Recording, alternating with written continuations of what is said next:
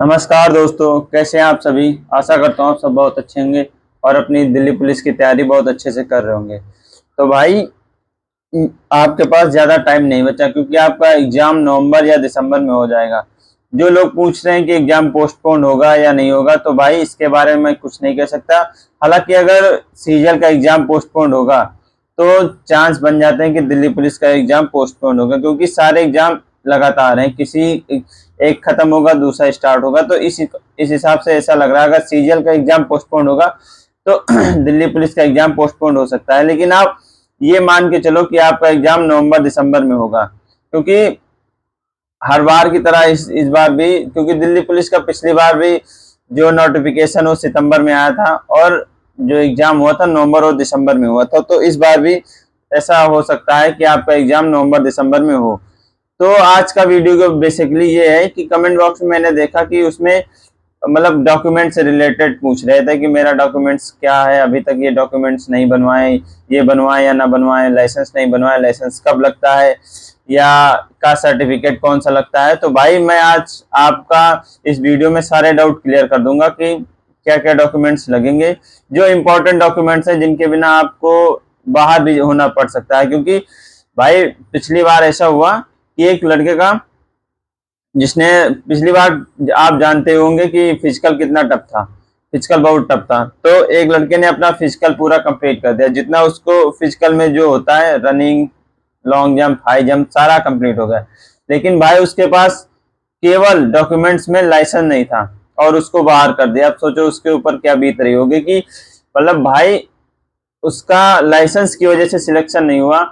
तो भाई आप ये गलती बिल्कुल मत करना कि आप लापरवाही कर दें कि ये चीज मैं नहीं बनवाऊंगा, जब आएगा तब बनवा लूंगा।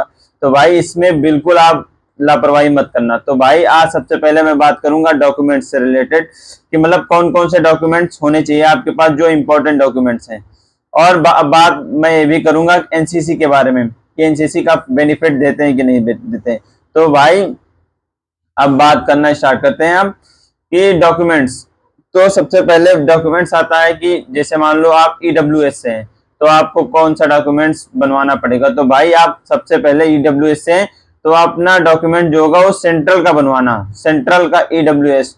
और ये ऐसा होना चाहिए जो 1 अप्रैल के बाद बना होना चाहिए, और जब नोटिफिकेशन आएगी, मतलब सितंबर में शायद नोटिफिकेशन आ जाए, तो उसके बीच में बनना होना चाहिए। तो आपने अगर अभी नहीं बनवाया तो आप बिल्कुल बनवा लें, क्योंकि 1 अप्रैल तो बीत गया है और अब नोटिफिकेशन आने वाला है। तो इसके बीच में होना चाहिए आपका ईडब्ल्यूएस, और वो भी सेंट्रल का बना होना चाहिए।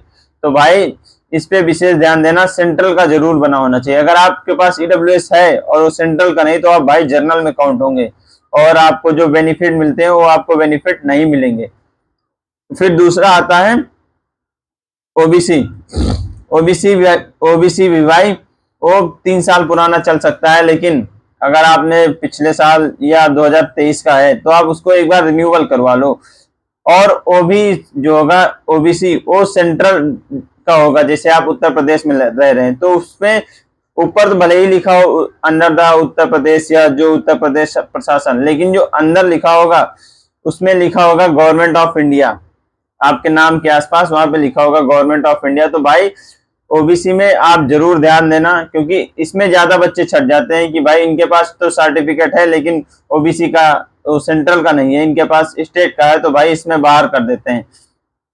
तो भाई ये जरूर ध्यान देना आप कि आप अगर जो भी सर्टिफिकेट बनवाए सेंट्रल का होना चाहिए। और फिर बात आती है कि एससी, इनका भी सर्टिफिकेट जो होना चाहिए वो सेंट्रल गवर्नमेंट का होना चाहिए। एसटी का भी इसी तरह सेंट्रल गवर्नमेंट का सबका होना चाहिए भाई, क्योंकि दिल्ली पुलिस एक सेंट्रल जॉब है। तो इसमें ये जो है आप सेंट्रल का जरूर बनवा लेना, अगर नहीं बनवाया है अभी तक तो जरूर बनवा लेना। और खासतौर पे ईडब्ल्यूएस वाले जरूर ध्यान देना कि आपका अप्रैल के बाद का और नोटिफिकेशन जब आए उसके बीच का होना चाहिए। या नोटिफिकेशन में बता देंगे कि जैसे मान लो 2 सितंबर को फॉर्म आए और 31 सितंबर तक लास्ट डेट है, तो वो बता देंगे कि 31 सितंबर तक चलेगा या जिस दिन नोटिफिकेशन पब्लिश है उस दिन चलेगा, तो वो खुद बता देंगे। लेकिन आपने अगर अभी तक नहीं बनवाया तो जरूर बनवा लेना, जिससे कि आपको आगे आने में कोई मतलब आगे जैसे कि डॉक्यूमेंट वेरिफिकेशन में कोई दिक्कत ना हो और आपको जो ईडब्ल्यूएस के बेनिफिट मिलने वो जरूर मिले। फिर बात करते हैं एनसीसी का। भाई एनसीसी का भी फायदा मिलता है इसमें, लेकिन मुझे अभी ये कंफर्म नहीं है। मैं कंफर्म करके आपको बता दूंगा कि कौन से ग्रेड के एनसीसी पे सबसे ज्यादा मार्क्स मिलते हैं। शायद हमको लगता है सी ग्रेड पे 5 मार्क्स या 3 मार्क्स मिलते हैं, लेकिन भाई इसका मुझे कंफर्म नहीं है। मैं आपको कंफर्म करके एक वीडियो में जरूर बता दूंगा कि एनसीसी के क्या फायदे मिलते हैं, ठीक है। फिर बात आती है कि भाई जो मेरा आधार कार्ड है और मेरा मार्कशीट है, उसमें मेरा नाम चेंज है और आधार कार्ड में कुछ अलग नाम दिया गया, पिताजी का मार्कशीट में नाम अलग दिया गया। तो भाई इसमें आप बिल्कुल ढिलवाई मत करना। जो आधार कार्ड में नाम है उसको चेंज करवा लेना। हाई स्कूल की मार्कशीट के अकॉर्डिंग होता है सारा नाम। तो भाई आप इसमें बिल्कुल लापरवाही मत करो। अगर आपके आधार कार्ड में कोई भी गड़बड़ है, माता का नाम है या पिता का नाम है या डेट ऑफ बर्थ है, तो उसको हाई स्कूल के अकॉर्डिंग जो है उसके अकॉर्डिंग भरवा लेना, उसको चेंज करवा लेना। अभी करवा लेना तो कोई दिक्कत नहीं होगी, नहीं फिर बाद में दिक्कत होगी। भाई मैंने आपको शुरू में ही बता दिया कि एक लड़के का सब कुछ हो गया, लेकिन उसके बाद लाइसेंस नहीं था और उसको बाहर कर दिया। तो भाई आप गलती ये बिल्कुल मत करना कि आप सब कुछ क्लियर कर दे फिर आपको डॉक्यूमेंट की वजह से बाहर होना पड़े।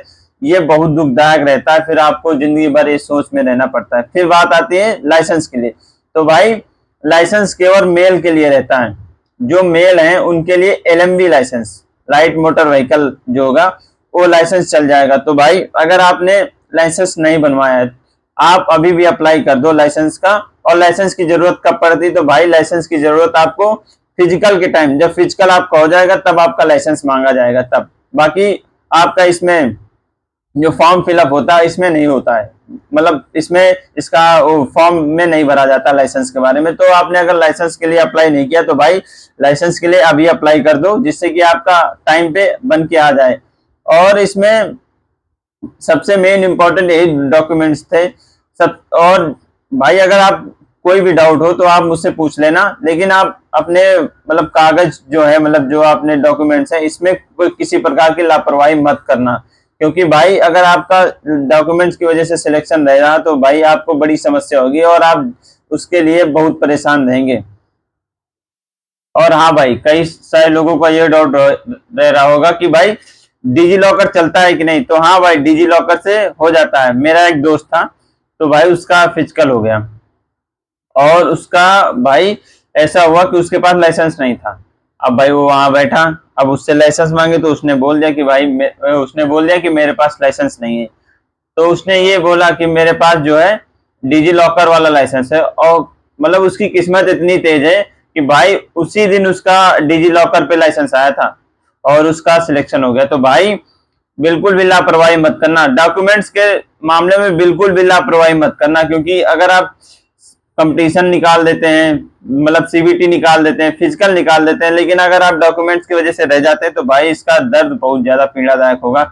और आप जिंदगी भर इससे सोचेंगे कि यार मैं काश मैंने ये कर लिया होता, वो कर लिया होता, मैंने बनवा लिया होता तो आज मुझे ये दिक्कत ना होती। तो भाई मैं आपसे रिक्वेस्ट कर रहा हूँ कि आपने जो डॉक्यूमेंट्स बनवाना बिल्कुल अच्छे से बनवा लेना और उसमें कोई किसी प्रकार की एरर मत रखना कि फिर बाद में चेंज कराने जाएं और ये चेंज कराने जाएं। तो भाई बिल्कुल भी लापरवाही मत करना।